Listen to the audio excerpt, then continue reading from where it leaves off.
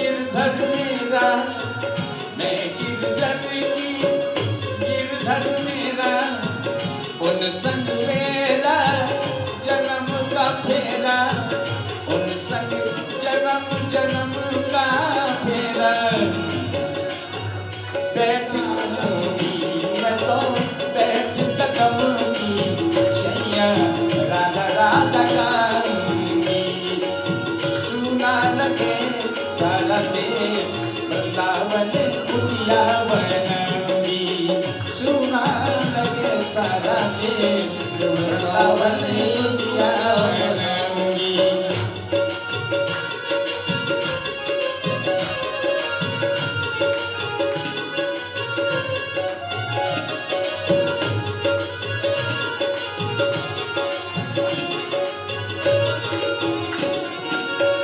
तुम क्यों ऐसी करत हो, तुम क्यों ऐसी करत हो, हरि बल चतुर कहाँ। तुम क्यों ऐसी करत हो, हरि बल चतुर कहाँ। भले खवावत हो हमें, भले खवावत हो हमें, काय उसमें खीर मिलाए, काय उसमें खीर मिलाए। वृंदावन कुटिया में ऐसा लगे, ऐसा लगे सारा देश वृंदावन कुटिया बनाऊंगी। सुना लगे सारा देश वृंदावन कुटिया बनाऊंगी। ओ धरि योगन को भेष श्याम संग अलग जगाऊंगी, धरि योगन को भेष श्याम संग अलग जगाऊंगी। ओ सुना लगे सारा देश वृंदावन कुटिया बनाऊंगी।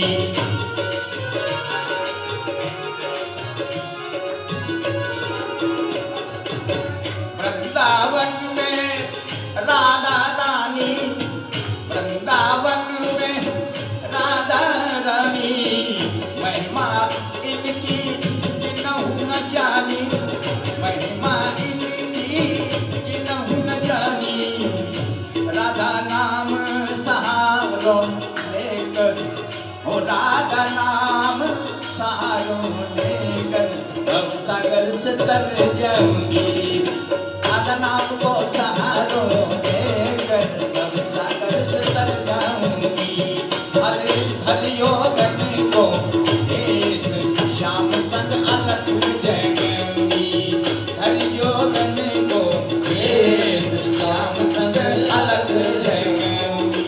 आज सुना लगे सारा देश वृंदावन कुटिया बनाऊंगी। सुना लगे सारा देश वृंदावन कुटिया बनाऊंगी। ओ सुना लगे सारा देश वृंदावन कुटिया बनाऊंगी, सुना लगे सारा देश वृंदावन कुटिया बनाऊंगी, वृंदावन कुटिया बनाऊंगी, वृंदावन कुटिया बनाऊंगी, वृंदावन कुटिया बनाऊंगी। पंडाल अजी बड़ी देख पंडाल, भूल मत जइयो समझे सारो।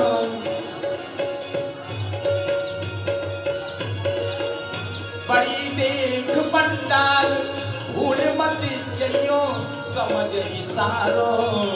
तू मत माने आनंद बकरवा, हरो देख के चारों।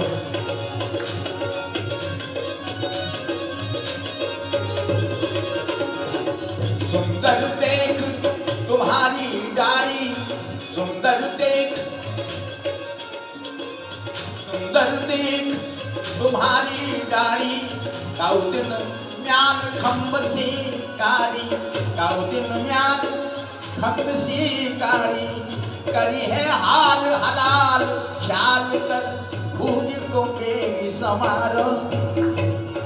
करी है हाल हलाल भूज को दे गई चाहे न संभारो तुम मति मानो आनंद बकरवा हरो देख के चारो तुम मति मानो आनंद बकरवा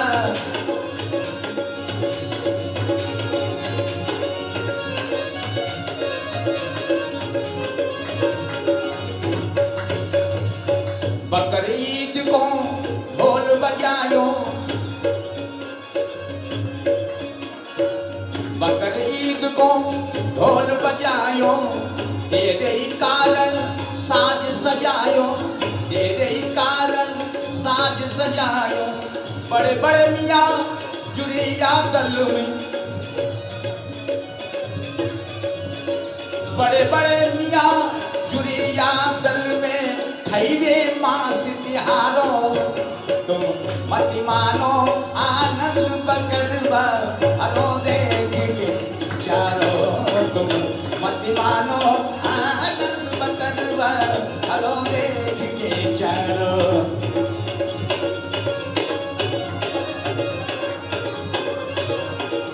कहे हर नाम फिकर कर अपनी हर नाम फिकर कर अपनी काहे मार रहो तू झपनी काहे मार रहो तू झपनी हम सबको उपदेश अपन को कचड़ा काहे पसारो तुम मति मानंद आनंद बकरवा हरो देख के चारो तुम मति मानो औरन को उपदेश अपन को कचड़ो काहे पसारो तुम मति मानो आनंद बकरवा हरो देख के चारो तुम मति मानो आनंद बकरवा हरो देख के चारो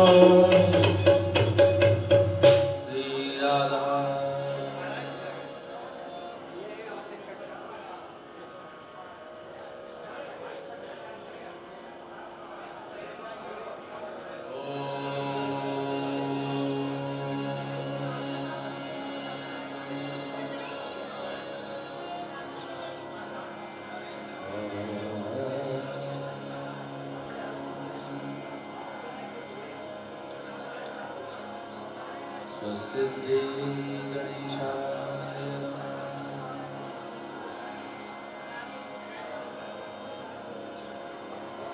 ओम श्री सरस्वत्यै नमः श्री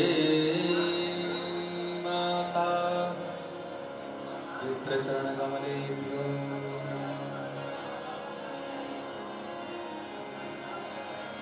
देवताभ्यो नमः कुलदेवताभ्यो नमः ग्रामदेवताभ्यो नमः स्थानदेवताभ्यो नमः वास्तुदेवताभ्यो नमः सर्वेभ्यो देवेभ्यो नमः सर्वेभ्यो ब्राह्मणेभ्यो नमः सर्वेभ्यो देवेभ्यो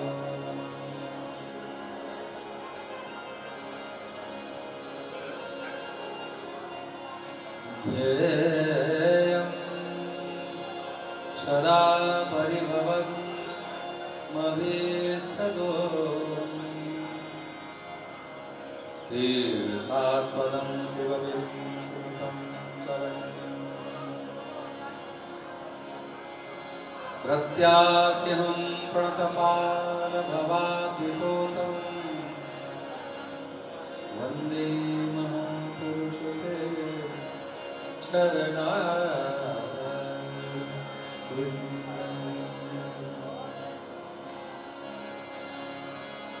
त्यक्त्वा सुदुस्त्यज सुरेप्सतराज लक्ष्मी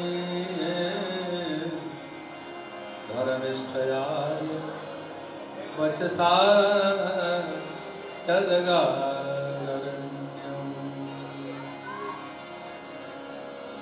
मायामृगं दैत्ये सुतमं वधाव वंदे महापुरुषते चरणारविन्दम्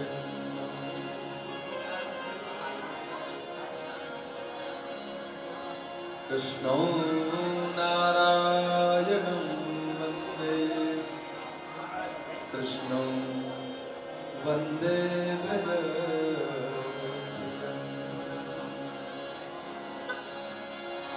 कृष्णद्वैपायनं वन्दे कृष्णं वन्दे प्रथा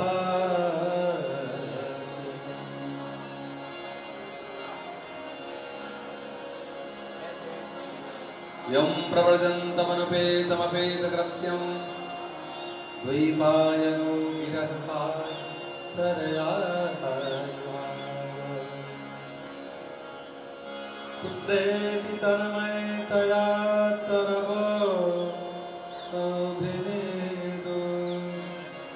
स्तं सर्वभूतहृदयं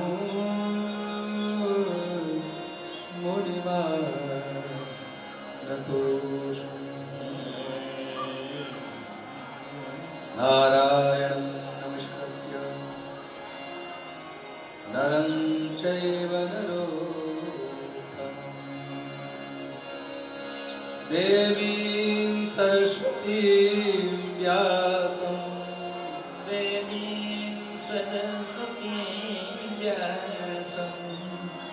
ततो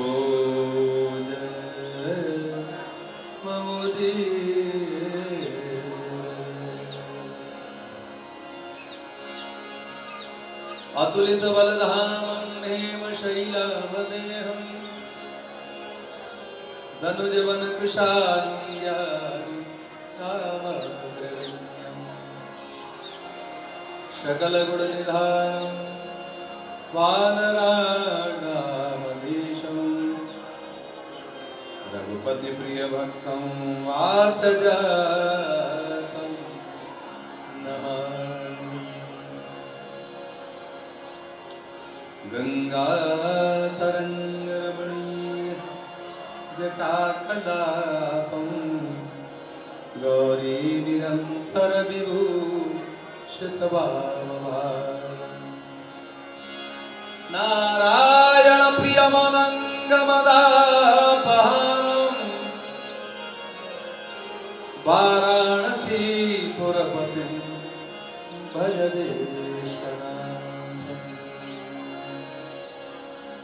गुरुर्ब्रह्मा गुरुर्विष्णु गुरुर्देवो महेश्वरः गुरुः साक्षात् परब्रह्म तस्मै श्री गुरुवे नमः। जय जय श्री राधारमण जय जय नवल किशोर जय गोपी चित चोर जय जय माखन चोर बोले राधा रमण लाल की जय। श्रीमद् भागवत महापुराण की जय। श्री वृंदावन धाम की जय। श्री द्वारकाधीश भगवान की जय। सब संतन की जय। सब भक्तन की जय। जय जय श्री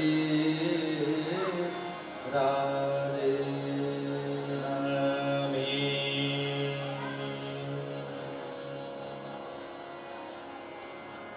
अखिल कोट ब्रह्मांड नायक परात्पर अखिलेश्वर नंद नंदन वासुदेव लय लय ललाम भगवान श्याम सुंदर की वानमयी प्रतिमूर्ति श्रीमद्भागवत महापुराण मंदिर आश्रम के प्रांगण में विराजमान श्री राधा कृष्ण देव जी के चरणार बिंदों में वंदन। परम वंदनीय अर्चनीय पूजनीय संत जन महानुभाव, वृंदावन के समस्त परिकर को प्रणाम करता हूँ, वंदन करता हूँ। मेरे सभी बुजुर्गवान, परमादरणीय श्री अनंतराम जी पटेल साहब,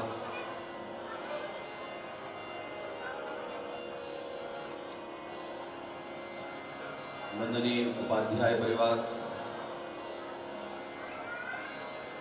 मंच पर विराजमान मेरे सभी विप्रदेव, आचार्य प्रवर, मेरे सभी संगीतकार बंधु, श्री राजेश शास्त्री जी जो ऑर्गन पर मेरे विशेष आग्रह पर हमारे साथ बंदिश करने आए। आज अंतिम समापन दिवस है, इसलिए आप लोगों का नाम विपुल दुबे केलारस से तबले पर संगत कर रहे हैं, श्री रमाकांत उपाध्याय जौरा से पैड पर संगत कर रहे हैं।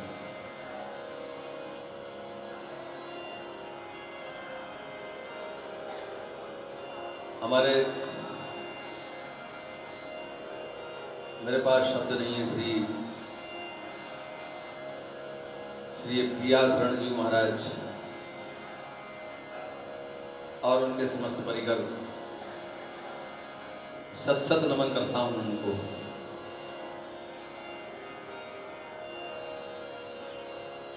मेरे सभी हंस परमहंस स्वरूप, भगवत स्वरूप, मेरे सभी श्रोतावृंद,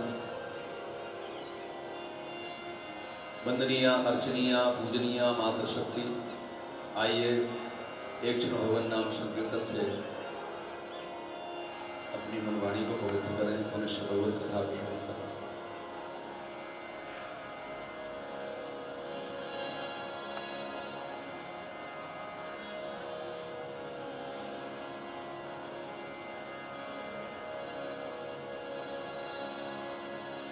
रघुनंदन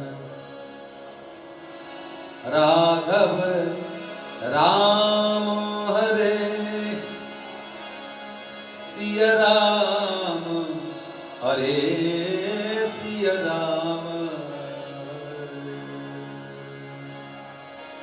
नंदन राघव राम हरे, सिया राम हरे सिया राम हरे, रघुनंदन राघव राम हरे, सिया राम हरे सिया राम हरे, रघुनंदन जय सीता राम हरे, सिया राम हरे सिया राम हरे,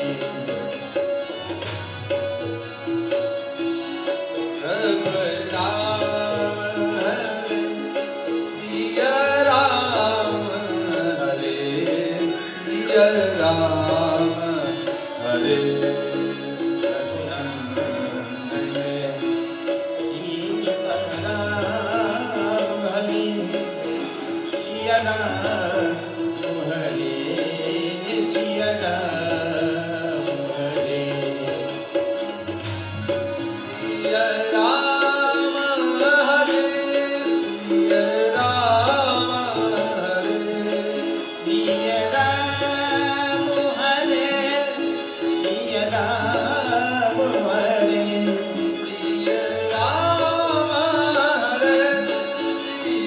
राम हरे, सिया राम हरे सिया राम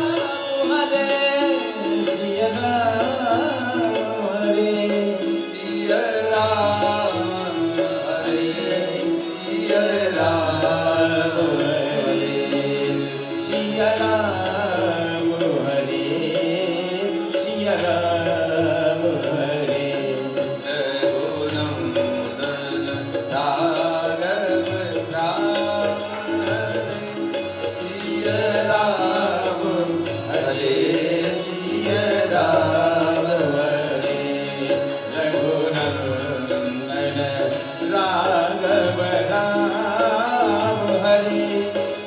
सिया राम हरे सिया राम हरे सिया राम हरे सिया राम सिया राम हरे सिया राम हरे रघुनंदन राघव राम हरे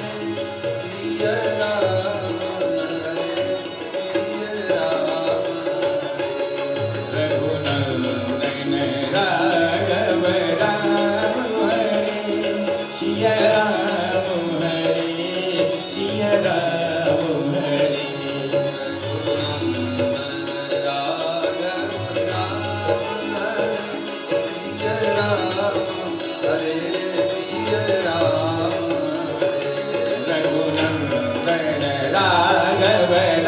राम हरे सिया राम हरे रघुनंदन राघव राम हरे सिया राम हरे सिया राम हरे रघुनंदन राघव राम हरे सिया राम हरे सिया राम हरे रघुनंदन राघव राम हरे सिया राम हरे सिया राम हरे रघुनंदन राघव राम हरे सिया राम हरे सिया राम हरे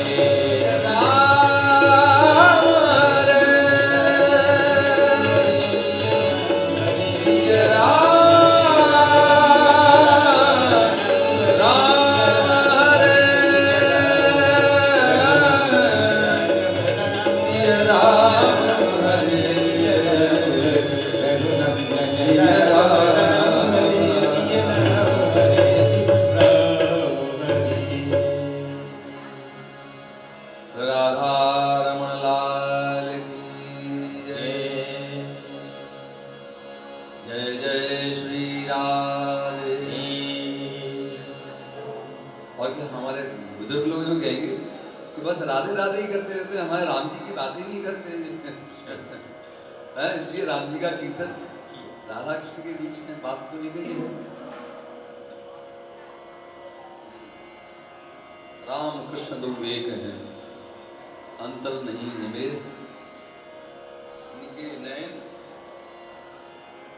चपल हैं, इनके सरल विशेष।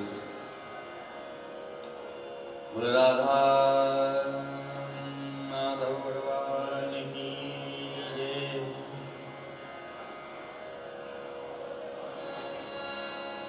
श्री शुभ उवाच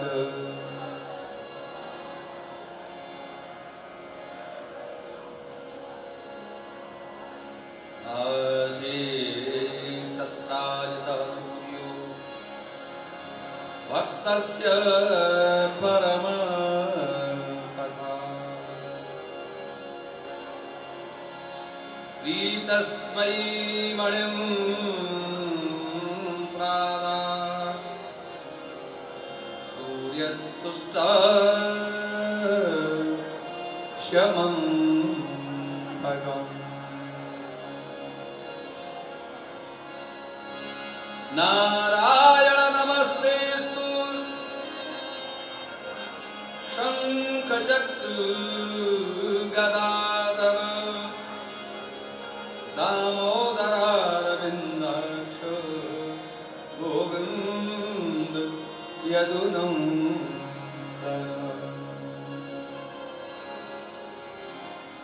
गौरी वृंदावन बिहारी लाल की जय। भागीरथी गंगा के तट पर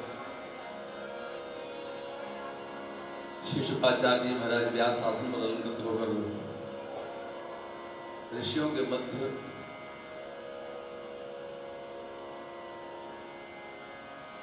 मृत्यु का आसन संकट जानकर परीक्षित जी महाराज को मृत्यु के भय से मुक्त करने के लिए संपूर्ण संसार को संदेश दे रहे हैं।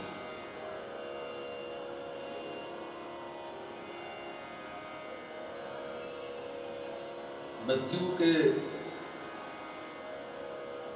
भय से मुक्त हो जाना ही मुक्ति है।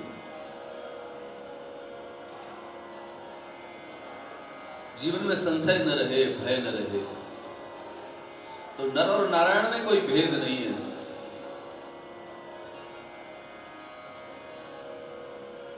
संसार में आसक्ति न हो, संसार के पदार्थों में, संसार में आसक्ति है, इसलिए यह जीव है। और जो आसक्ति से मुक्त है वो ब्रह्म है।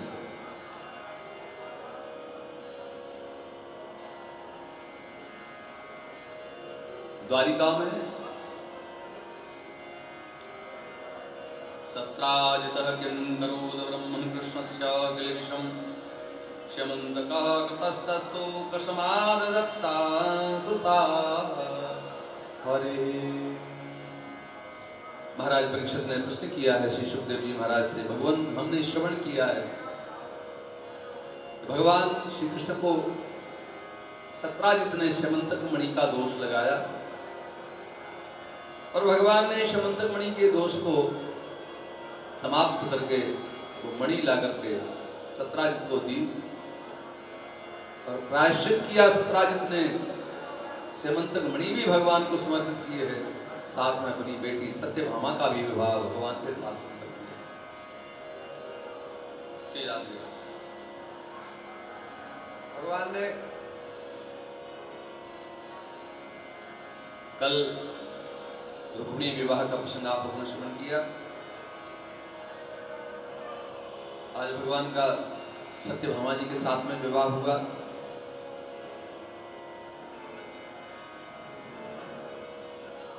एक दिन प्रसेनजित सत्राजित से वह श्यमंतक मणि मांग करके जंगल में शिकार खेलने के लिए गए और वन में जाकर के एक शेर से उनका युद्ध हुआ। शेर ने प्रसेनजित को मार डाला, वो मणि उनसे ले ली। आगे चलकर जामवंत ने शेर को मार डाला और वो मणि लेकर के अपनी बेटी जामवंती को दे दी। भगवान को जब श्यमंतक मणि का दोष लगा कि सुधर्मा की सभा में यादवों ने कहा कि इस मणि को तुम क्या करोगे, सत्राजित जो 20 भार सोना नित्य देती थी वह मणि, भगवान शूर की साधना करके ये श्यमंतक मणि सत्राजित को मिली थी। एक स्वर से सुधर्मा सभा में सभी ने कहा कि आप भगवान को दे दो, द्वारकाधीश कृष्ण को यह मणि दे दो, जिससे जगत के कल्याण के लिए काम में आएगी। लेकिन सत्राजित ने कहा कि साधना मैंने की है, मणि कृष्ण को दे दूं संभव नहीं। प्रसेनजित जो है मणि लेकर के गया, प्रसेनजित मारे गए, मणि जामवंत के पास में पहुंच गई, जामवंती के पास में, उनकी बेटी के पास में पहुंच गई। भगवान को दोष लगा तो भगवान खोजते हुए पहुंचे, मरे हुए प्रसेनजित को देखा, सूर्य को मरा हुआ देखा, आगे गुफा में जाकर के प्रवेश किया है। वहां जामवंत जी की बेटी जामवंती उस मणि से खेल रही थी। जामवंत के साथ में 28 दिन तक युद्ध हुआ भगवान के साथ। राम रावण के युद्ध के समय जामवंत ने कहा था कि भगवान मेरे साथ तो किसी का युद्ध हुआ ही नहीं। भगवान ने कहा बोले चिंता क्यों करो, कृष्णावतार में मैं तुम्हारे साथ करूंगा युद्ध। 28 दिन तक युद्ध होता रहा। तब जामवंत ने समझ लिया कि सिवा भगवान की और कोई नहीं हो सकता है जो मेरे साथ युद्ध करके और मुझे परास्त कर दे। भगवान को जान लिया, पहचान लिया, भगवान के चरणों में बंधन किया है और अपनी बेटी जामवंती को भगवान के साथ में विवाह कर दिया और वो मणि भी भगवान को दे दी। मणि ला करके सत्राजित को दी। प्रायश्चित स्वरूप सत्राजित ने वह मणि भी भगवान को दे दी और अपनी बेटी सत्यभामा का भी विवाह कर दिया। आगे कालिंदी का विवाह भी भगवान के साथ में हुआ। मित्रविंदा, नागनीति, श्रुतकीर्ति, सत्या, भद्रा, लक्ष्मण, इस प्रकार से 8 रानियों के साथ में भगवान का विवाह हुआ। भौमासुर दैत्य ने 16,100 राजकन्याओं को अपने यहाँ कैदी बना लिया था। इन राजकन्याओं ने कहा मुझे 6 महीने का समय दिया जाए भगवान, उसके पश्चात में मैं आपको पति रूप में स्वीकार कर लेंगे हम तब, लेकिन 6 मास हमें दिए जाएं। भौमासुर दैत्य राजकन्याओं के अपने यहाँ कैद किए रहा। एक दिन भगवान ने जाकर के भौमासुर के साथ में युद्ध करके भौमासुर को परास्त किया, उसे उसका उद्धार किया। भौमासुर का वध करने के पश्चात में 16,100 कन्याओं को मुक्त किया। भगवान श्री द्वारकाधीश ने राजकन्याओं से कहा अब तुम अपने अपने घर जा सकती हो, और राजकन्याओं ने कहा भगवान अब हमें कौन स्वीकार करेगा। 6 मास तक भौमासुर दैत्य के बंधन में रही।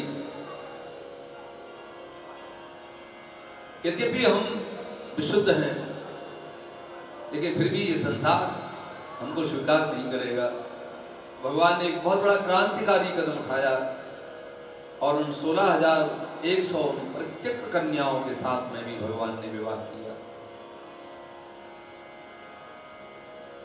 ऐसे हैं हमारे परम कारुणिक श्री द्वारकाधीश भगवान श्री कृष्ण। द्वारिका में सबके लिए 16,108 महल बनवाए, और मेरे गोविंद ने 16,100 अपने भी स्वरूप बनाए। प्रत्येक महलों में रुक्मिणी के साथ में। ये देवर्षि नारद ने जाकर के सभी तमाशा देखा कि मैं देखना तो चाहूंगा।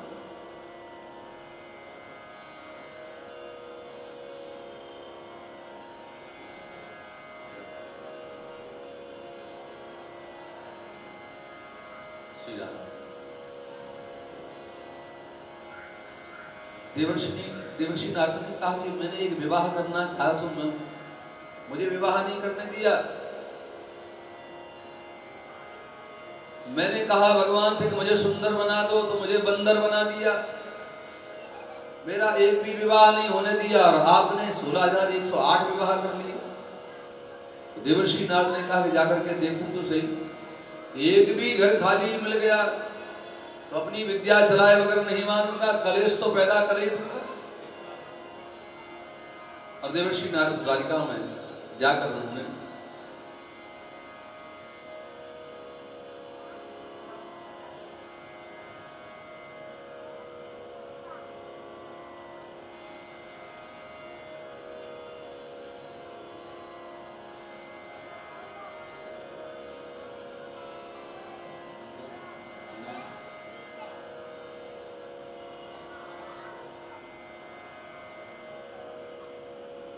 रुक्मिणी रमण भगवान श्री कृष्ण के महल में प्रवेश किया। देवर्षि नारद ने हरिगुण गाते वीणा बजाते हुए नारायण नारायण कहते हुए प्रवेश किया।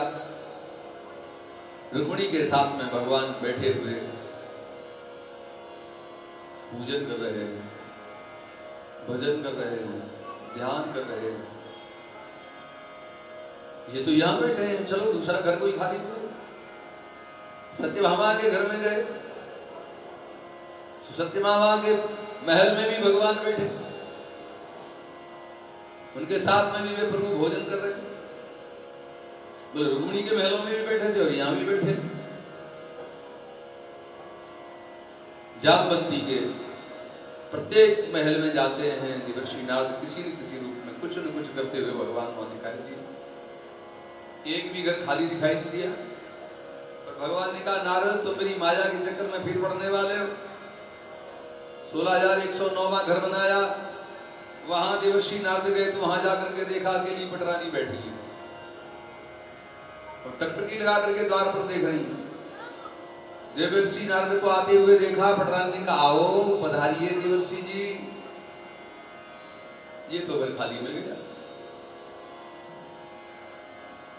नारद जी ने पूछा कहो पटरानी जी आप तो अकेली बैठी हैं यहाँ? बोले हाँ। द्वारिकाधीश आते नहीं है। कहाँ आते हैं, उन्हें फुर्सत ही कहाँ है। तो नारद जी ने कहा फिर बिना उनके क्या करें मेरी किस्मत ही ऐसी है। तो नारद जी ने कहा कुछ विचार किया आपने, अकेले जिंदगी कैसे कटेगी आपकी? पटरानी जी बोली अब मिल तो जाए कोई, नारद जी आप जैसा कोई वर मिल जाए तो मैं तो तैयार हूं। नारद जी ने कहा मैं तैयार हूं।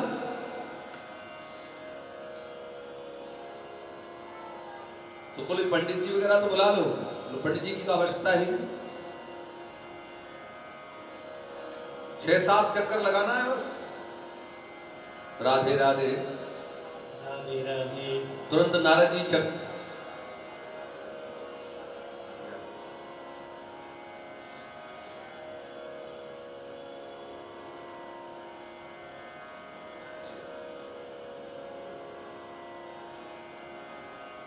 नारद जी और पटरानी जी अपने परिक्रमा करने लगे। यानि कानि च पापानि जन्मानि प्रकृतानि च तानि सर्वाणि निष्कुरुते प्रदक्षिणायां पदे पदे। नारद जी पंडित बन गए। पटरानी जी का घूंघट हटा तो नारद जी ने देखा तो बोले आप पटरानी बनकर बैठे हैं।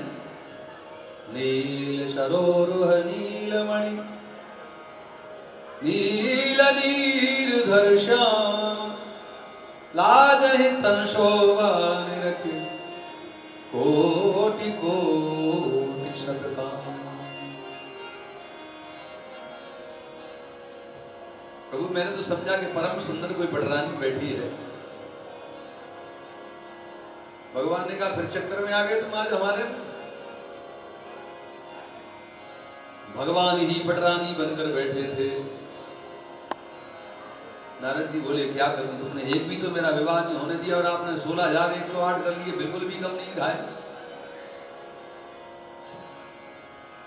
ऐसी सुंदर लीला भगवान की। आगे कथा ऐसी आती है, विवाह उपरांत भगवान द्वारिका में निवास कर रहे हैं। एक बार भगवान के सभी पुत्रों ने,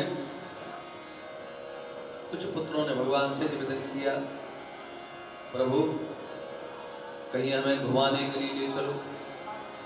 आप कहीं हमें ले नहीं जाते हो, कहीं ले चला करो घुमाने के लिए। भगवान ने कहा चलो अच्छा चलते हैं। अपने पुत्रों को साथ में लेकर और घुमाने के लिए ले चले। एक सुंदर बगीचे में लेकर गए। वहां भगवान तो एक वृक्ष के नीचे बैठ गए, लेकिन भगवान के बालक सभी कुछ दूर पर जाकर के एक सुंदर कुएं को देखा। उस कुएं में झांक करके उन्होंने देखा और बालकों ने तो उसमें बड़ा सा गिरगिट पड़ा हुआ देखा। उन्होंने आकर भगवान से कहा कि प्रभु उस कुएं में इतना बड़ा गिरगिट है कि हमने आज तक नहीं देखा। अच्छा चलो चल करके देखते हैं। भगवान द्वारकाधीश ने जाकर कुएं में से उस गिरगिट को निकाला। निकाल करके भगवान ने उसे जैसे अपने कर कमल से स्पर्श किया, गिरगिट का शरीर छूट गया और उसमें से इक्ष्वाकु पुत्र नृग महाराज प्रकट हो गए। भगवान ने पूछा तुम कौन हो? नृगो नाम नरेंद्रो अहम इक्ष्वाकु तनय प्रभो दान स्वाख्यायमाने सो यदि ते कर्णम स्पृशो। भगवान सूर्यवंशी महाराज इक्ष्वाकु का पुत्र मैं नृग हूं। तुम ये गिरगिट कैसे बन गए? और तो उन्होंने सब सुनाया। किम ते विदितम नाथ सर्वभूतात्म साक्षिणः कालेन व्यातदृशो वक्षेथापि तव यया। भगवान हम हमेशा ब्राह्मणों को, संतों को गायों का दान करते रहे। संसार में जितने दानी हैं उन दानियों में मेरा सर्वश्रेष्ठ नाम रहा। आकाश मंडल में जितने तारागण हैं उनको गिना जा सकता है, लेकिन मैंने जितनी गायें दान में की हैं इन्हें कोई गिन नहीं सकता है।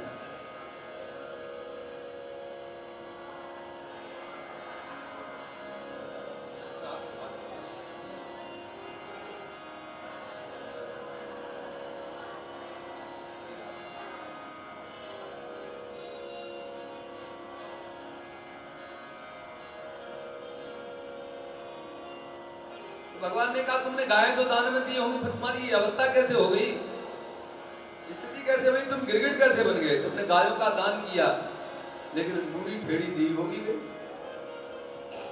दूध देना बंद कर दिया हो, चला न जाए, खड़ा न हुआ जाए, बैठा न जाए, तुमने अब क्या करो? बोले दे दो पंडित जी दान में।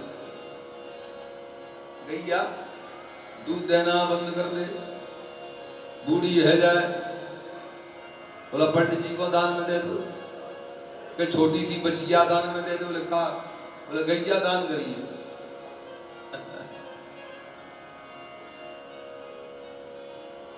प्रकट चारि पद धर्म के कलिमहु एक प्रधान, जैन के न विधि दीने दान करे कल्याण।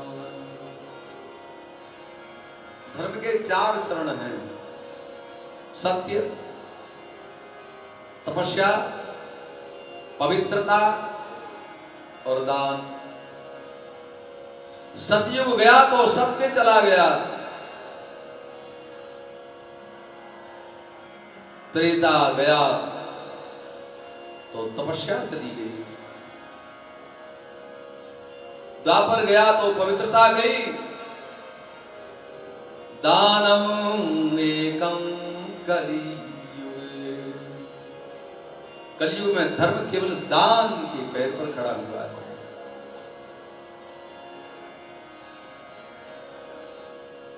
दान करते समय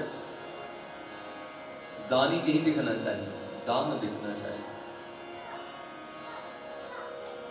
जान चहत वैकुंठ को बलि पठये पाताल। राजा बलि का दान दिखाई दिया तो उन्हें पाताल में जाना पड़ा। राधे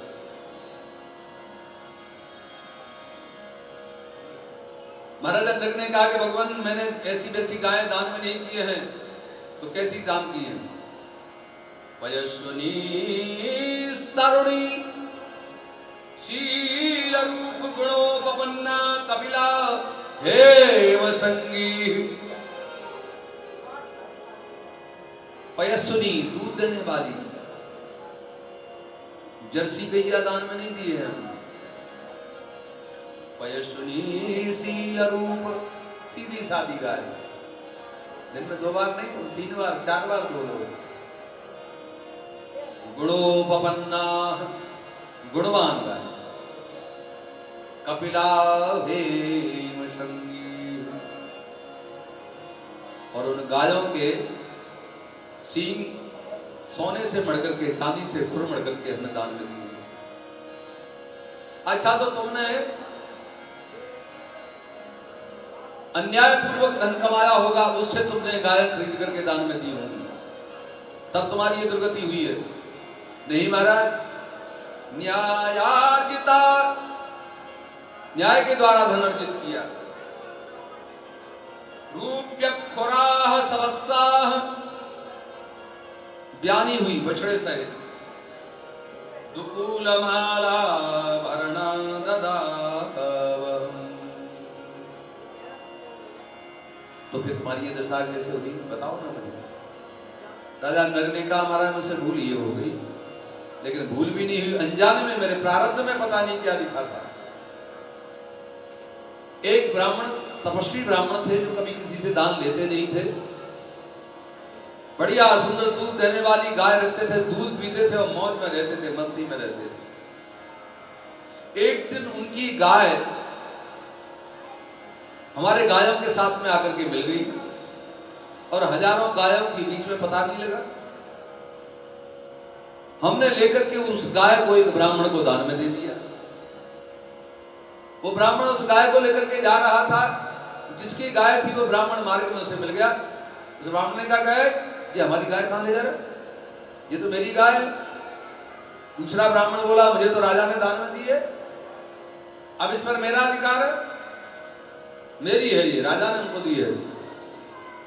जिसकी गाय थी वो ब्राह्मण ने जाकर के राजा नरक से कहा कि राजन तुमने मेरी गाय लेकर के तुमने दूसरे ब्राह्मण को दे दी है, मेरी गाय मुझे लौटाइए।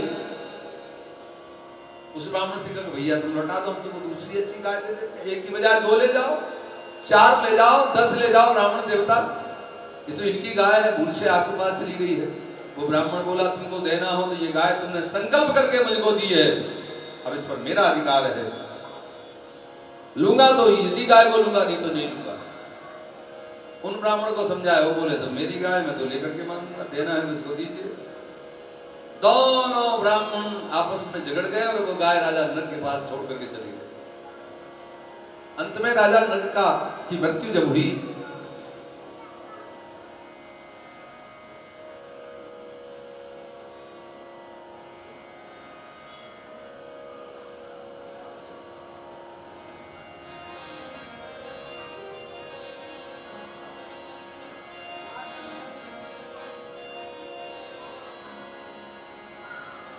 अंत में मृत्यु के पश्चात में यमराज के यहाँ गए तो यमराज ने पूछा कि राजन आप बड़े धर्म के राजा हैं, आपने अनेक गायों का दान किया है, लेकिन तुमसे भूल ये हो गई कि तुमने एक ब्राह्मण की गाय लेकर के दूसरे ब्राह्मण को दे दी। जैसे भी हो लेकिन अन्याय तो तुमसे हुआ है, इसलिए आपको कुछ समय के लिए गिरगिट बनना पड़ेगा। बोलो पहले पाप भुगतना चाहते हो कि पुण्य? राजा ने कहा कि छोटा सा पाप है, हमसे अनजाने में भूल हुई है महाराज, मैं पाप ही भुगतने को तैयार हूं, इसलिए उस पाप के बदले में मुझे गिरगिट बनना पड़ा, और आपकी कृपा भी आपने मुझे स्पर्श करके आज मुझे मुक्त कर दिया है। तो कथा का अभिप्राय यह है कि अनजाने में ब्राह्मण के धन को किसी दूसरे को दान किया गया, तब उन्हें गिरगिट बनना पड़ा। इसलिए भैया ब्राह्मण के धन से बचे रहना, ब्राह्मण के धन से बच करके रहना, इससे भी ज्यादा विषय। राधे राधे राधे राधे। आगे वाचदूतम भगवान परिहास्य तथा मनु पुष्क्षे मूढ़ चिन्नानि यैस्त्वमेवं विकथसे। ब्राह्मण का धन माने ब्राह्मण का धन हरण नहीं करना चाहिए। इससे तात्पर्य ये नहीं है कि बहुत से लोग आते हैं महाराज ब्राह्मण के धन से बचे रहो, हम नहीं खाएंगे महाराज तुम्हारे। अरे भाई ये क्या करते हो है? लेकिन ब्राह्मण के साथ कभी अन्याय न करे, बस इस कथा का यह है। मुखम ददपिधायाज्ञ कंक गृध्र वटैर्वृतः सस्यस्य से हतस्तत्र भविता शरणं सुराम पौंड्रकोऽपि तदुद्योगम् उपलभ्य महारथः अक्षौहिणीभ्यां संयुक्तो निश्चक्रामपुराधृतम्। एक पौंड्रक राजा हुए, पौंड्रक नकली राजा बन गया, नकली वासुदेव भगवान बन बैठा है, और उसने 2 भुजाएं तो थी, 2 भुजाएं और फिट करवा ली, कहीं से काट ली, काठ का गरुड़ बनवा लिया, और खटका दबाता, हाथ में शंख चक्र गदा पद्म ये सब बनवा लिए, नकली, सब नकली। खटका दबाए और आकाश में उड़ जाए। मैं वासुदेव कृष्ण हूं, मैं वासुदेव पौंड्रक हूं, तुम सब मुझको प्रणाम करो, तुम मुझे नमस्ते करो, मेरी जय जयकार करो। उनका एक मित्र था काशीराज, काशी नरेश। काशी नरेश ने कहा सुनो, अब हम तुम्हारी पूजा करवाएंगे, तुम बन जाओ भगवान, हम बन जाते हैं तुम्हारे पुजारी, हम तुम्हारी पूजा करवाएंगे, जितना धन चढ़ेगा उसमें से 50-50, आधा आधा हमारा तुम्हारा।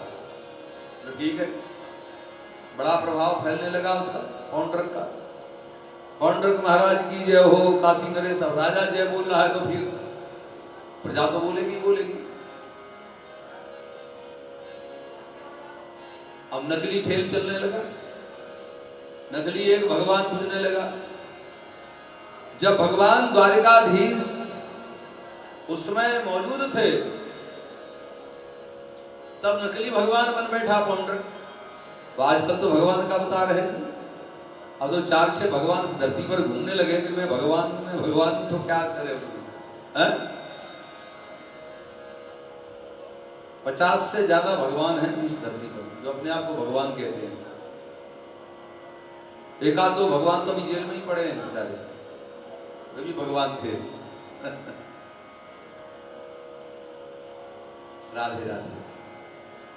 काशीराज ने एक दिन पौंड्रक से कहा कि राजन, आप एक काम करो, एक ही भगवान रह सकता है। अब जब आप भगवान बन गए हैं, आप इतने प्रभावशाली हैं, आप आकाश में उड़ते हैं, आपके पास गरुड़ है, आपके पास शंख चक्र गदा पद्म है, एक काम करो, आपका ये चारों ओर फैलेगा। क्या? बोले जब तक ये वासुदेव कृष्ण है तब तक आपकी ये स्पिरिट इतनी फैल नहीं पाएगी। क्या करूं? बोले एक पत्र लिखो उनके लिए। अच्छा, और पत्र में लिख दो कि तुम नकली भगवान हो, यदि तुम सच्चे भगवान हो तो आओ मेरे साथ युद्ध करो। ये क्या करता है काशीराज, मुझसे युद्ध करवाएगा? अरे वो बहुत डरपोक है, जरासंध के भय के कारण मथुरा छोड़ करके द्वारिका में भाग गया, समुद्र में छुप गया, बहुत डरपोक है, चिंता मत करो तुम। काशीराज ने पत्र लिखवा दिया और पौंड्रक ने पत्र लिखा, मैं वासुदेव पौंड्रक श्री कृष्ण तुमको आगाह करता हूं, मैं वासुदेव हूं, मैं कृष्ण हूं, मैं भगवान हूं, तुम भगवान नहीं हो, तुम नकली भगवान हो। यदि तुम अपने आप को भगवान मानते हो तो आओ मेरे साथ युद्ध करो। दुनिया को बेवकूफ बनाते हो, भगवान तो मैं हूं। दूत पत्र लेकर के पहुंचा द्वारिका में, उद्धव जी को दिया। उद्धव जी ने भगवान से कहा कि पत्र आया है काशी से। पढ़ो क्या लिखा है। उसमें लिखा था, मैं पौंड्रक तुमको चेतावनी देता हूं, हे कृष्ण, मैं वासुदेव पौंड्रक बोल रहा हूं, मैं ही भगवान हूं, तुम नकली भगवान हो। यदि तुम सही साबित कर सकते हो तो आओ हमारे साथ युद्ध करो। भगवान बड़ी जोर से हंसे कि ये भगवान कहां से बन गया, तो हमको चेतावनी दे रहा है, हमको युद्ध के लिए ललकार रहा है। तो उन्हें दूत से पत्र लेकर के भेज दिया कि मैं कल ही तुम्हारे पास आ रहा हूं, काल करे सो आज कर। जैसे ही दूत पत्र लेकर के आया और पौंड्रक को दिया कि मैं कल ही आ रहा हूं, तो उन्होंने काशीराज को बुलाया, ऐसा सुना तुमने मेरी फजीयत करवा दी, वो तो कल ही युद्ध करने के लिए आ रहा है, अपनी यादवी सेना लेकर के, मरवा दिया तुमने। अरे क्यों घबराते हो, क्यों चिंता करते हो, मैं हूं ना तुम्हारे साथ। मैं तो ये जानता था कि वो नहीं आएगा, डरपोक है, लेकिन वो तो आ रहा है। भगवान द्वारिकाधीश अपनी 7 अक्षौणी सेना पूरी लेकर के पौंड्रक के ऊपर चढ़ाई कर दी। अब पौंड्रक के पास क्या रखा था? पौंड्रक से क्या, आओ हमारे साथ युद्ध करो। तो पौंड्रक ने खटका दबाया, उसका थोड़ी देर आकाश में गया और फिर भगवान ने उसको देखा, पौंड्रक को कह देखो क्या तमाशा बना रखा है इसने, 2 भुजाएं बना ली हैं काठ की, काठ का गरुड़ बना लिया है, आकाश में उड़ने जा रहा है।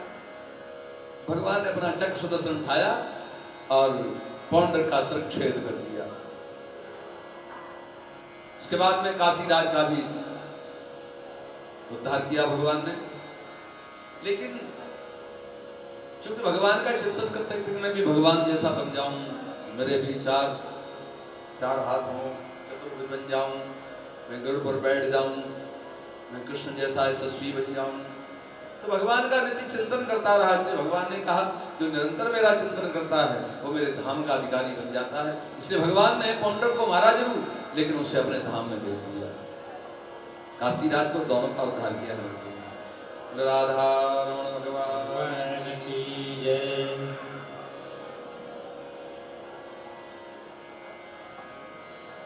जनबंधो सुयो नद्धो मदास्ते भरतर्षभ आश्राव्य रामं दुर्वाच्यं असभ्याः परमानिशम्। आगे श्री शुकाचार्य जी महाराज कहते हैं, भगवान पांडवों से राजसूय यज्ञ करवाया। ब्रह्मन धर्म से वक्ता हम करता तदनुमोदिता तक्षक्षयं लोकमिमं आस्थित पुत्रमाश्रितः इत्याचरन्तं सधर्मान् पावनान् ग्रहमेदिनां तमेव सर्वगेहेषु संतमेकं ददर्श। भगवान से युधिष्ठिर ने पूछा कि भगवान हमारा राजसूय यज्ञ कैसे होगा, आप हमें मार्गदर्शन करें। भगवान ने कहा आप चिंता मत करिए, आप तो संकल्प ले लीजिए, यज्ञ होगा। पहले जरासंध के यहां जाकर के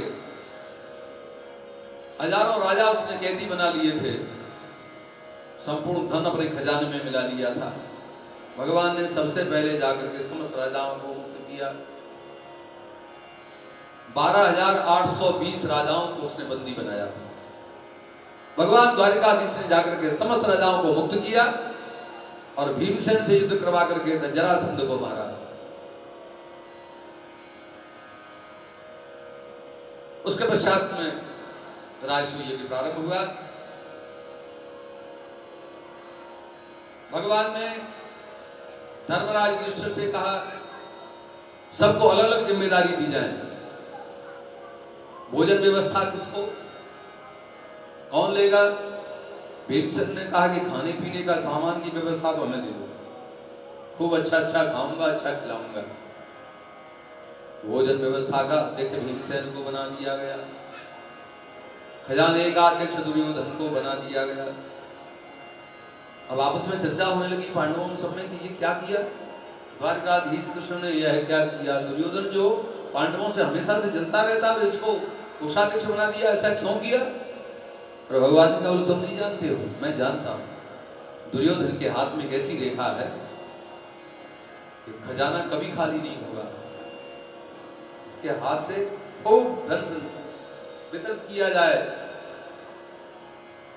तब ये यज्ञ किया जाए, महाराज खूब दान किया जाए, वो धन कभी समाप्त नहीं होगा। ऐसी रेखा दुर्योधन के हाथ, इतना भाग्यशाली है।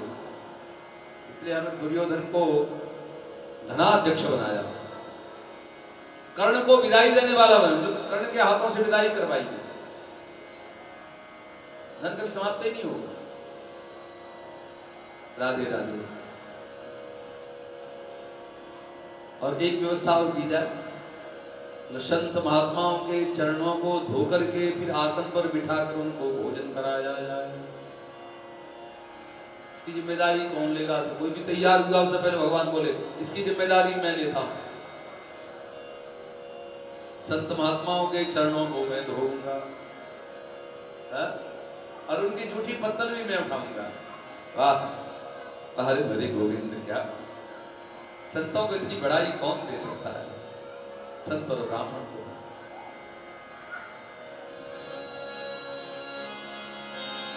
राजसूयज्ञ युधिष्ठिर कीनो तामे उठाई, प्रेम की बस अर्जुन रथ हांक्यो, अरे प्रेम की बस अर्जुन रथ हांक्यो, भूल गए ठकुराई, सबसे ऊंची प्रेम सगाई, सबसे ऊंची प्रेम सगाई। अर्जुन के रथ के हांकने वाले, अर्जुन के सारथी बन करके महाराज महाभारत के युद्ध को जिताया। राजसी युग में जूठी पत्तलें उठाई, संत ब्राह्मणों के चरणों को धोया। बोल वृंदावन बिहारी लाल की जय। एक व्यवस्था और की गई, ये कैसे माना जाए कि यज्ञ सफल हो गया है? तो भगवान ने कहा ये घंट, विजय घंट जब अपने आप स्वतः बजने लगे तो समझ लेना कि यज्ञ सफल हो रहा है। और घंटा यदि ध्वनि नहीं करे, अपने आप नहीं बजे, तो समझ लेना कि यज्ञ सफल नहीं हो रहा है। पर घंटा नहीं बज रहा था। संत और ब्राह्मण आकर के बैठ गए हैं, भोजन पर नहीं बिठाला अभी। बोले पहले घंटा तो ध्वनि करे तब माना जाए कि यज्ञ सफल हो रहा है, सभी संतुष्ट हैं यज्ञ से। धर्मराज युधिष्ठिर ने पूछा भगवान से, द्वारिकाधीश ये भी करना है। भगवान ने ध्यान लगा करके देखा यमुना के किनारे पर एक वाल्मीकि सुपच बैठा है। वाल्मीकि सुपच वो भी महात्मा था। 3 वाल्मीकि हुए हैं।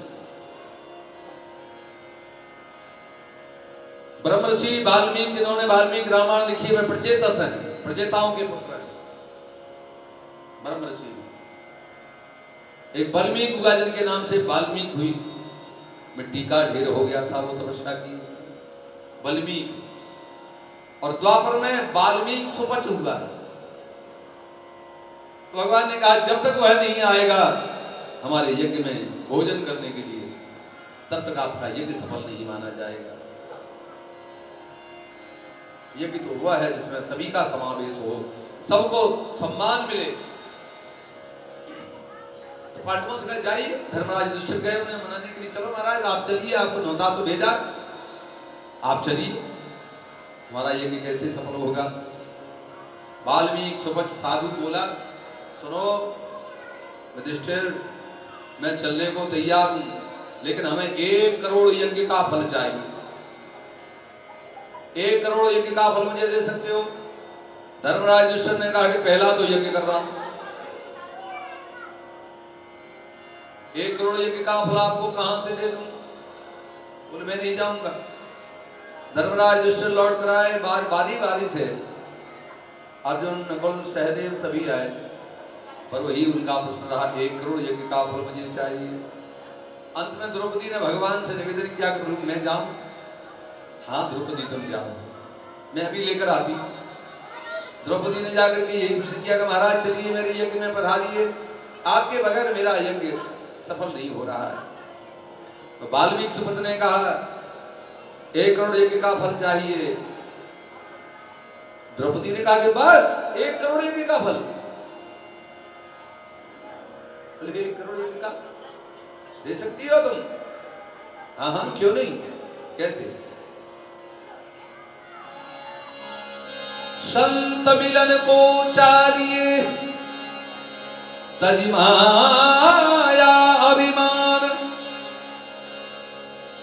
ज्यो ज्यो पग आगे पड़े कोटिन यज्ञ क्षमा। संत किसी संत का दर्शन करने अपन जाते हैं, बड़े भाव से माया मोह अभिमान को त्याग करके संत का दर्शन करने जब जाते हैं तो एक एक कदम रखते हैं, उसमें करोड़ों यज्ञों का फल प्राप्त होता है। मैं तो इतने हजारों कदम चल करके आई हूं, भगवान आपको जितना चाहिए उतना ले लीजिए, बाकी मेरे साथ चलिए। और बाली चलती द्रौपदी के साथ साथ। जैसे उनका आगमन हुआ, विजय घंट बजने लगा, आवाज करने लगा, देखा पांडव आपने, अब आपका यज्ञ सफल हो गया। इसलिए कहते हैं कि अपने यहाँ चाहे तो बेटी का विवाह हो चाहे बेटे का विवाह हो, और जब तक सुपच को सफाई कर्मचारी मेहतर को बिठा करके पत्तल डाल करके उसको दक्षिणा नहीं देते हैं, तब तक अपने यहाँ भोजन प्रारंभ नहीं होगा। अब आप सभी क्या होता है कि हमारे यहाँ तो होता रहा, लेकिन फिर भी वो धर्म का पालन करता रहा है, कभी भोजन नहीं करता है, बैठ करके अलग बिठा दिया जाएगा, अलग बैठ जाएगा, जहाँ डाल पत्तल परसवा लेगा, और पत्तल परसवा करके आप जो उसको भेंट देते हैं वो ले लेगा, और पत्तल भोजन लेकर के अपने घर चला जाएगा, आपके यहाँ बैठ करके भोजन नहीं करेगा, धर्म का पालन करता है। यह एक ऐसा वर्ग है जो युगों से, कई शताब्दियों से संपूर्ण समाज की गंदगी को अपने सर पर ढोता रहा, लेकिन हमारे समाज ने उसे क्या दिया? किसी बच्चे ने उसको छू लिया तो दूर दूर दूर दूर दूर, जब सोने को पानी डाला, जब सोने को पानी, सोने का पानी डाल करके उसको शुद्ध बनाते हैं, पवित्र बनाते हैं। आप विचार करिए, सेवा करने से व्यक्ति पवित्र होता है। भाई सेवायाम धातु से भजन कहा गया। भजन क्या है? भजन माने सेवा। सेवा से बढ़कर कोई भजन नहीं है। आप सब लोग बैठे हैं, श्रोताजन बैठे हुए हैं, और आपको कोई पानी पिलाए, आपकी सेवा करे, जो फल आपको कथा श्रवण से नहीं मिलेगा वो सेवा करने से मिल जाएगा। सेवा से बढ़कर कोई भजन नहीं। अहम हरे तव पादैक मूल दासानुदासो भवितास्मि भूय। ये दासानुदास भक्ति है। भगवान कहते हैं मेरे चरणों के दासों के दास की जो भक्ति करता है वो मुझे अत्यधिक प्यारा है। भक्ति माने सेवा। भज सेवायाम। केवल माला लेकर बैठे रहो, जाप करते रहो, केवल यही भक्ति नहीं है। केवल अपना उद्धार कर लेना, अपना नाम जप करके भगवान का केवल अपना उद्धार कर लेना, ये कल्याण नहीं है। जगत का उद्धार कौन करेगा? जगत के कल्याण की कौन सोचेगा? सर्वे भवन्तु सुखिनः, सर्वे सन्तु निरामयाः, सर्वे भद्राणि पश्यन्तु मा कश्चित् दुःखभाग् भवेत्। ब्राह्मण का धर्म तो यह है, अयम निजः परो वेत्ति गणना लघु चेतसाम उदार चरितानाम तो वसुधैव कुटुम्बकम्। यह मेरा है, यह तेरा है। बहुत छोटी संकुचित वृत्ति वाले लोग यह सोचकर चलते कि ये मेरा है, ये तेरा है। अयम निजः परो वेत्ति गणना लघु चेतसाम। बहुत छोटी बुद्धि वाले लोग होते हैं वो मनुष्य नहीं कहलाने, वो मनुष्य कहलाने के अधिकारी नहीं है। उदार चरितानाम तो वसुधैव कुटुम्बकम्। संपूर्ण धरती को अपना परिवार मान करके चले, वो उदार पुरुष है, वो महामना है। कौन बनेगा ये सब? कौन करेगा? भगत सिंह तो पैदा हो हमारे देश में, लेकिन पड़ोसी के घर पैदा हो, हमारे घर में नहीं। पंडित मदन मोहन मालवीय कौन बनेगा? क्या फिर से इस देश में जन्म नहीं लेंगे? महापुरुषों को फिर से इस देश में जन्म लेना, उसके लिए कौशल्या खुद बनना पड़ेगा। कोई और बन जाए, हम नहीं बने। बोलिए वृंदावन बिहारी लाल की जय।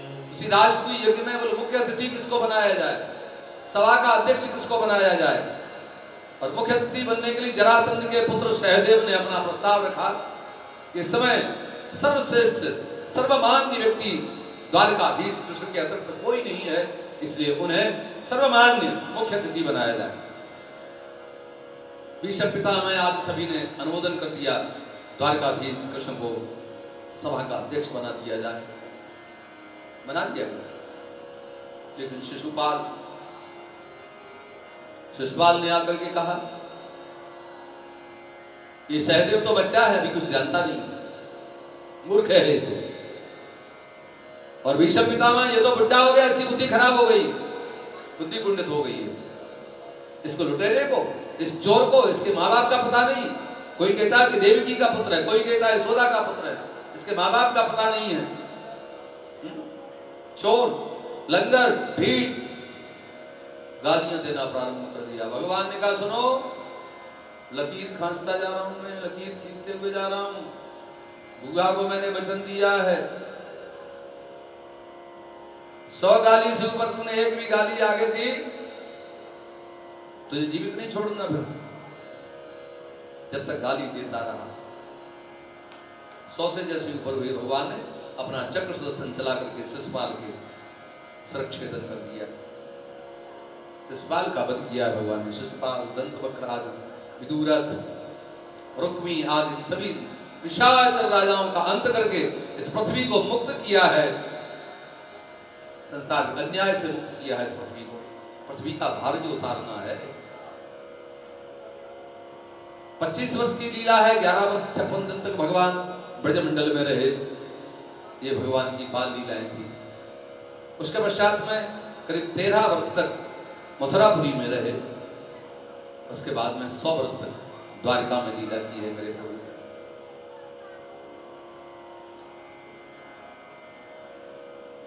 बोल राधा कृष्ण भगवान की जय।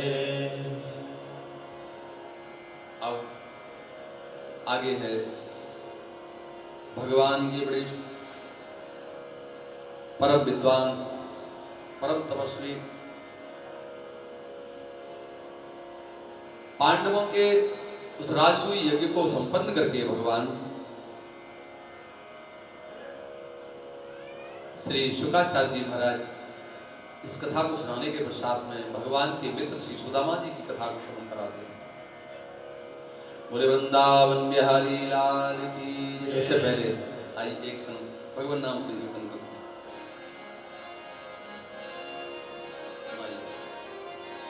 क्यों बार बार पर्दा बांके बिहारी करते, क्यों बार बार पर्दा बांके बिहारी करते, फिर भी ये प्यारी झांकी,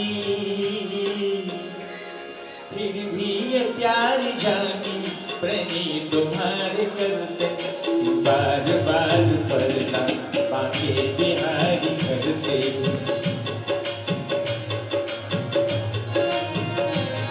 क्यों बार बार पर्दा बांके बिहारी करते, फिर भी ये प्यारी झांकी,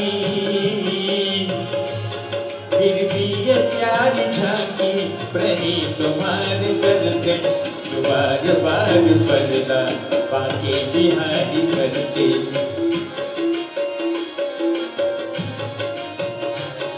छवि तेरी ये,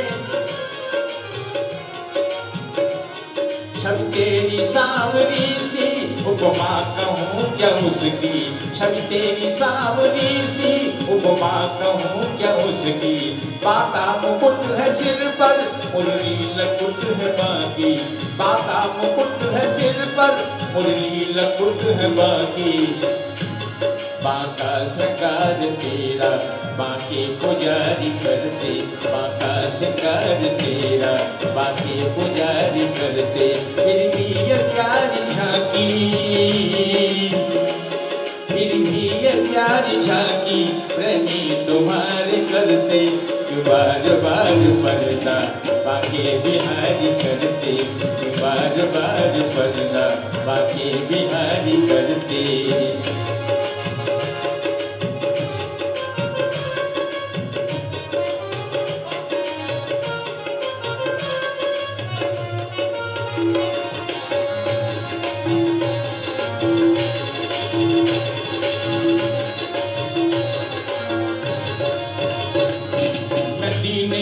भगवन आया तेरी शरण में, मैं दीनहीन भगवन आया तेरी शरण में, बिगड़ेगा क्या तुम्हारा रख लोगे जो शरण में, बिगड़ेगा क्या तुम्हारा रख लोगे जो शरण में, दुख दूर प्राणियों का मोहन मुरारी करते,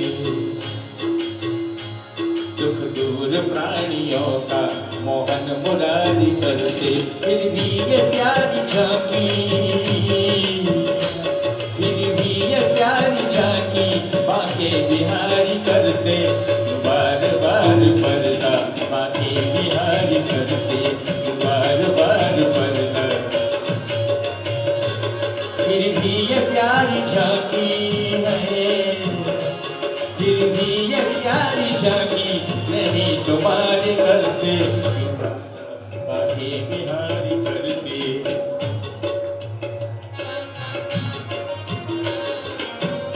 झांकी नहीं तुम्हारे करते, बार बार पर्दा बाके बिहारी करते, बार बार पर्दा।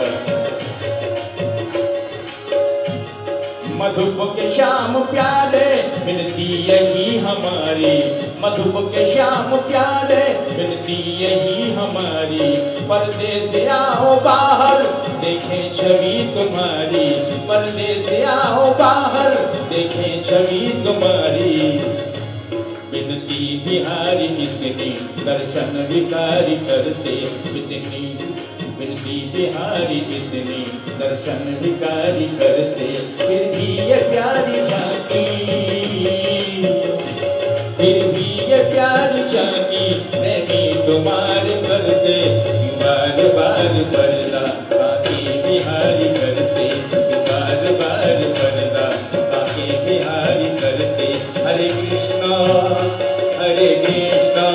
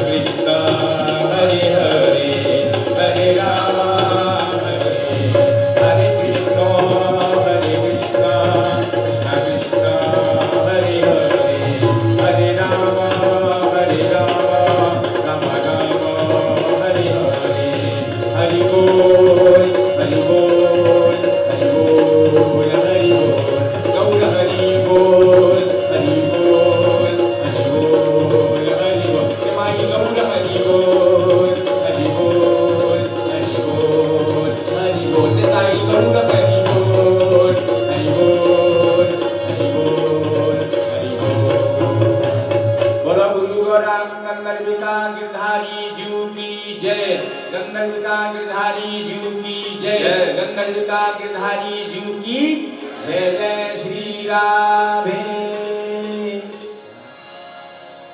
वासुदेवे भगवती निमग्नो हृदयो ब्रवीत्।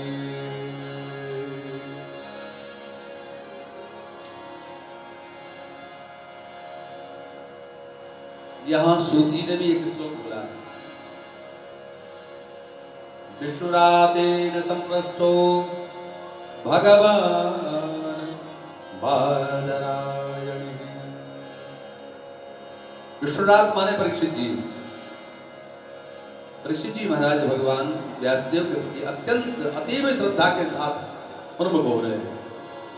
वासुदेवे भगवती निमग्न हृदयो ब्रवीत्। हृदय से पुलकित होकर, रोमांचित होकर के महाराज श्री सुखदेव जी से निवेदन किया है कि प्रभु कुछ ऐसी कथा श्रवण कराओ जिससे भगवान की उदार हृदय का, उनकी पवित्रता का, उनके किए गए सत्कार्य का पता लगे, हृदय परिवर्तन हो जाए सुनकर के ऐसी कोई कथा श्रवण कराए। तो तब उन्होंने श्री सुदामा जी की कथा को श्रवण कराया। भगवान के ऐसे मित्र थे, ब्राह्मण के प्रति इतनी श्रद्धा रखते हैं।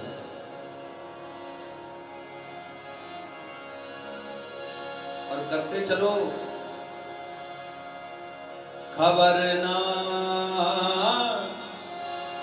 या जग में पल की, खबर न या जग में पल की, या जग में, या जग में, या जग में पल की रे खबर ना, या जग में पल की खबर न या जग में पल की। अंत समय में केवल धर्म साथ जाएगा। मृत्यु पर्यंत सब कुछ यही छूट जाएगा, केवल धर्म मनुष्य के साथ जाता है। जाने को तो हरिश्चंद्र जैसे दानी नहीं रहे इस धरती पर, रावण जैसे बलवान नहीं मिले, हरिश्चंद्र से राजा दानवान ना रहे, जनक राजा से भी ज्ञानवान ना रहे, भक्त विदुर के जैसे नीतिवान ना रहे, ओ भक्त विदुर के जैसे नीतिवान ना रहे, दस कंदर के जैसे बलवान ना रहे। ओ भैया चली नहीं पल की रे खबर ना, या जग में पल की खबर न या जग में पल की।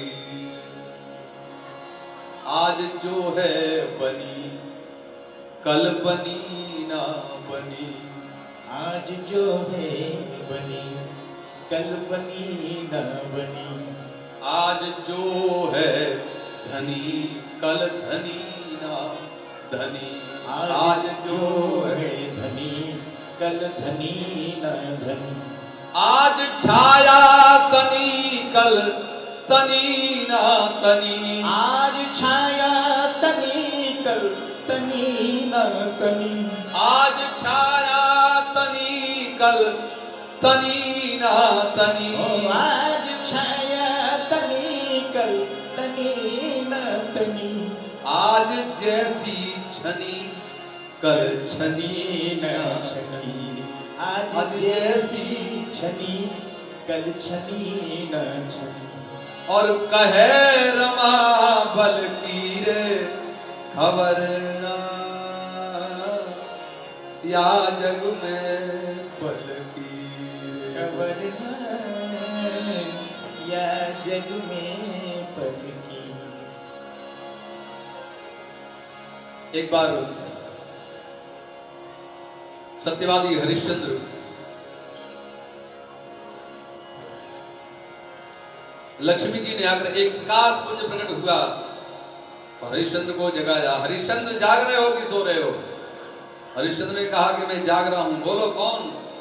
मैं लक्ष्मी। बोलिए। मैं तुम्हें छोड़कर जा रही हूं। हरिश्चंद्र ने कहा तो ठीक है, जा रही हो तो चली जाओ। दूसरी बार एक प्रकाश पुंज प्रकट हुआ। उसने हरिश्चंद्र से कहा हरिश्चंद्र मैं जा रहा हूं। तुम कौन? बोले मैं तुम्हारा वैभव, जा रहा हूं। बोले चले जाओ। तीसरी बार फिर एक प्रकाश पुंज प्रकट हुआ। उसने कहा मैं जा रहा हूं। तुम कौन? बोले मैं तेरा सत्य धर्म जा रहा हूं। हरिश्चंद्र का तुमको नहीं जाने दूंगा।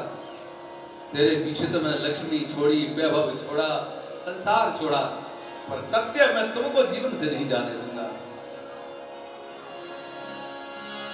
चंद्र टरे सूरज टरे, टरे जगत व्यवहार, पै दृढ़ व्रत हरिश्चंद्र को, टरे न सत्य विचार।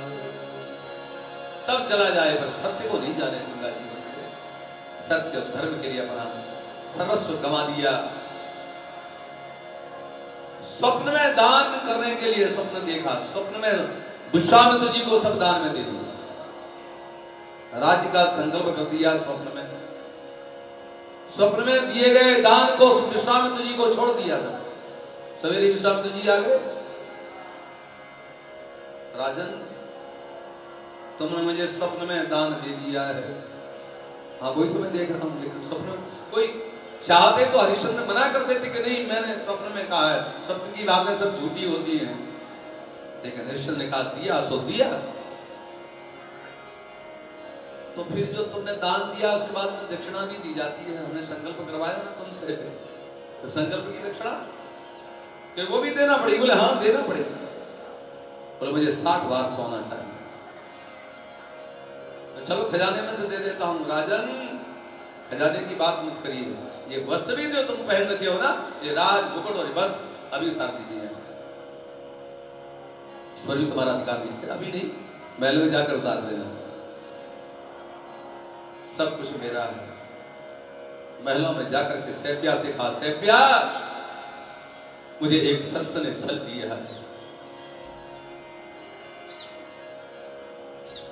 महारानी सैप्या ने कहा स्वामी सत्य के पीछे जो कुर्बान हो गए हैं, जब तक ये धरती रहेगी, चांद और आकाश रहेगा, तब तक ये नाम रहेगा।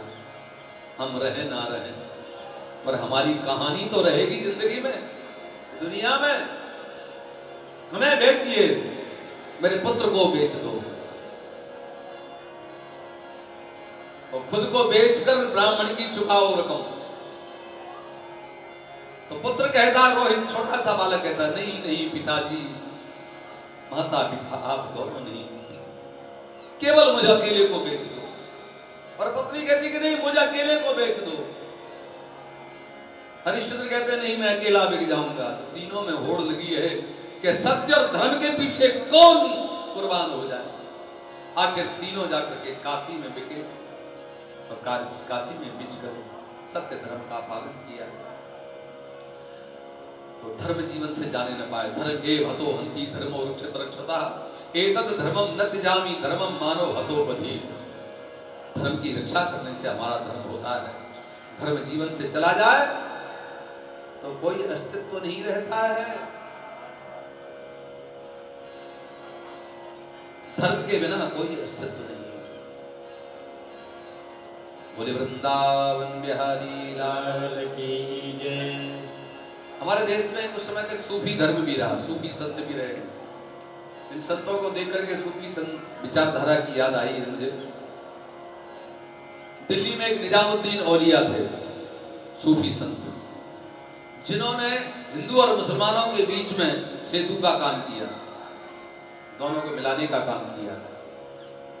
निजामुद्दीन औलिया बहुत बड़े फकीर थे और फकीर के बारे में कहा जाता है कि हद चले सो औलिया, बेहद चले सो पीर, हद बेहद दोनों चले।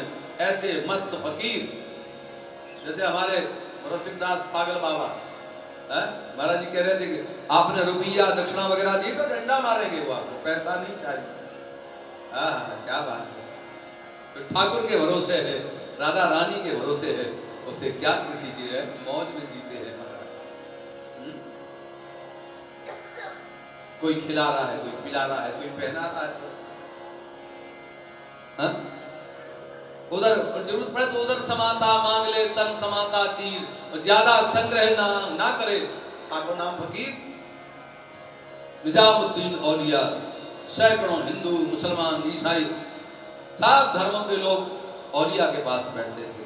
उस समय का एक फनकार गजलकार अमीर खुसरो, बहुत बड़ा फनकार, वो उनका मुरीद हो गया निजामुद्दीन औलिया। बहुत धनवान था, नाम का भी अमीर था और बहुत बड़ा धनवान था। एक दिन एक गरीब मजदूर की बेटी की शादी नहीं हो रही थी, जवान हो गई थी बेटी, बड़ा परेशान था वह। तो गरीब मजदूर की पत्नी ने कहा कि तुम एक काम करो ना, बाबा औलिया के दरबार में चले जाओ। कहते हैं कि औलिया के दरबार से कोई खाली हाथ नहीं आता, हमारी समस्याओं का समाधान वहां हो सकता है, तो वहां चले जाओ। तो वो गरीब आदमी औलिया के दरबार में गया, वहां जाकर के बड़ा संकोच के भाव में गया, हाथ जोड़कर बाबा को नमस्कार किया। बाबा ने समझ लिया कोई जरूरतमंद है, बैठ जाओ। चर्चा चल रही थी, कोई बहुत मुख्य चर्चा को बंद करने के बाद में फिर उस मजदूर से पूछा, हाँ बोलो क्या चाहिए, क्या बात है। उस आदमी ने खड़े होकर के कहा, बाबा मेरी बेटी बहुत जवान है, विवाह के योग्य हो गई है, मैं बहुत गरीब हूं, हम जिसके यहाँ भी संबंध करने जाते हैं लोग सौदागर मिलते हैं, संबंध दिलाते हैं, पैसा मांगते हैं लोग। कोई कलवृक्ष से कहे कि तुम हमें अपनी डाली दे दो, तोड़ कर नहीं दे सकता, तुम्हारी कामनाओं को पूर्ण कर सकता है, लेकिन बेटी का पिता अपनी डाली तोड़कर दे देता है, जीवन वृक्ष की डाली तोड़कर अपनी बिटिया दे देता है दूसरों को। लेकिन कुछ ऐसे सौदागर भी होते हैं कि वो सौदा करते हैं। क्या करें बाबा, गरीबों की तो किस्मत भी गरीब होती है बाबा, क्या करें। और चिंता भी करो, बेटी की शादी होगी तुम्हारी, खूब धूमधाम से करना। और चलो उठा लो, हमारी ये दोनों जूतियां रखी है ना, दोनों जूते हमारे वो रखे, उठा लेना, दोनों ले जाओ। निजामुद्दीन औलिया ने कहा मेरे दोनों जूते उठा ले जाओ। संतों की वाणी में बड़ी ताकत होती है, उठा जा, तेरा काम हो गया। गरीब मजदूर ने कांपते हाथों से वो जूते उठाए दोनों, और बाबा के जूते हैं इसलिए अपने फटे से दुपट्टे में उन्हें लपेट लिया, लपेट कर छाती से लगा। मैंने समस्या का समाधान मांगा था, बाबा ने ये फटे जूते हमें दे दिए हैं, क्या होगा। खैर चल दिया वह। फिर कातर दृष्टि से फिर देखा बाबा की तरफ, बाबा मैं जा रहा हूं। और यार कहा जा, तेरा काम हो गया, जा। और वो गरीब मजदूर चल दिया, जूतों को छाती से लगाए। लोग कहते थे कि खाली हाथ नहीं आता, क्या करूंगा इनको। चला जाता था, सामने से अमीर खुसरो 8 ऊंटों पर सोने की असरफियां भर करके ला रहा, व्यापार करके आया था। 8 ऊंटों पर सोने की असरफियां भर करके ला रहा। सामने से इधर से मजदूर जा रहा था, औलिया जी की वो फटी हुई जूतियां लेकर दोनों। तो उसने अमीर खुसरो ने कहा, उस मजदूर को रोका, मजदूर खड़ा रह गया। मैं पूछा तुम कौन? कहा बाबा मैं गरीब आदमी हूँ, बहुत जरूरतमंद हूँ। हाँ क्या बात? कहाँ गए थे? औलिया साहब के पास। अच्छा, कोई फरमाइश रही होगी, कोई समस्या रही। हाँ बाबा क्या बात? मेरी जवान बेटी है, विवाह करना है मुझे। फिर समस्या का समाधान मिला? हाँ। कहाँ? मतलब क्या कहा? बाबा ने 2 जूतियां मुझे दी दी हैं कि जिन्हें ले जाओ, जाओ तेरा काम हो गया। क्या बाबा ने अपने जूते तुझे दे दिए? बोले हाँ। तभी मैं कहूं कि मेरे यार की खुशबू कहां से आ रही है? मेरे यार की खुशबू कहां आ रही है? चेला गुरु के प्रति इतना सम्मान रखे, जूते दे दिए तुझे? बोले हाँ। अच्छा, ये दोनों जूतियां मुझको देगा? हाँ हाँ दे दूंगा। इसके बदले में क्या लेगा? जो भी मिल जाए मेरी बेटी की शादी। तो उसने कहा ये 8 ऊंट असफियों से भरे हुए, इन 8 ऊंटों के, इन असफियों के बदले में तू मुझे जूती देगा? हाँ हाँ दे दूंगा। सीधा दे।